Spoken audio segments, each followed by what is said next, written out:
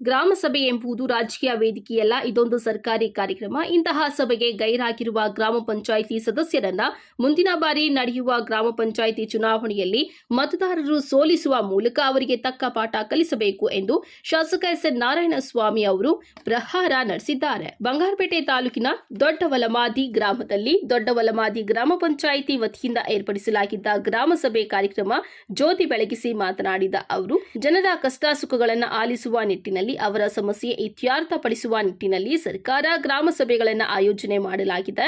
ಈ ಕಾರ್ಯಕ್ರಮದಲ್ಲಿ ತಾಲೂಕು ಮಟ್ಟದ ಎಲ್ಲ ಇಲಾಖೆ ಅಧಿಕಾರಿಗಳು ಹಾಜರಿದ್ದಾರೆ. ಆದರೆ ಈ ಭಾಗದ ಗ್ರಾಮ ಪಂಚಾಯಿತಿ ಸದಸ್ಯರು ಗೈರಾಜರಾಗಿದ್ದಾರೆ. ಗ್ರಾಮ ಪಂಚಾಯಿತಿ ಸದಸ್ಯರ ಈ ನಡೆ ಸಮಂಜಸ ಅಲ್ಲ. ಶಾಸಕರು, ತಾಲೂಕು ಮಟ್ಟದ ಅಧಿಕಾರಿಗಳು ಈ ಗ್ರಾಮ ಪಂಚಾಯಿತಿಗೆ ಬಂದಿದ್ದು ಸದಸ್ಯರು ಹಾಜರಾತಿ ಇಲ್ಲದಿರುವುದು ಬೇಸರದ ಸಂಗತಿ.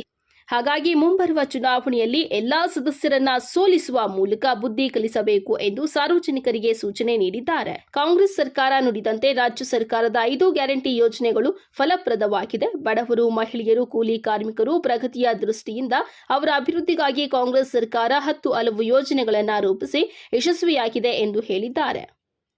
ಕ್ಷೇತ್ರದ ಶಿಕ್ಷಣಾಧಿಕಾರಿ ಜಿ. ಗುರುಮೂರ್ತಿ ಮಾತನಾಡಿ, ಶಾಲೆಗಳು ಈಗಾಗಲೇ ಆರಂಭವಾಗಿದೆ. ಸರ್ಕಾರಿ ಶಾಲೆಯಲ್ಲಿ ನಾನಾ ತರದ ಅನುಕೂಲಗಳಿವೆ. ಹಾಗಾಗಿ ಪೋಷಕರು ಖಾಸಗಿ ಶಾಲೆಗಳ ವ್ಯಾಮೋಹ ಬಿಟ್ಟು ಸರ್ಕಾರಿ ಶಾಲೆಗಳಿಗೆ ತಮ್ಮ ಮಕ್ಕಳನ್ನ ದಾಖಲು ಮಾಡಬೇಕು ಎಂದು ಹೇಳಿದ್ದಾರೆ.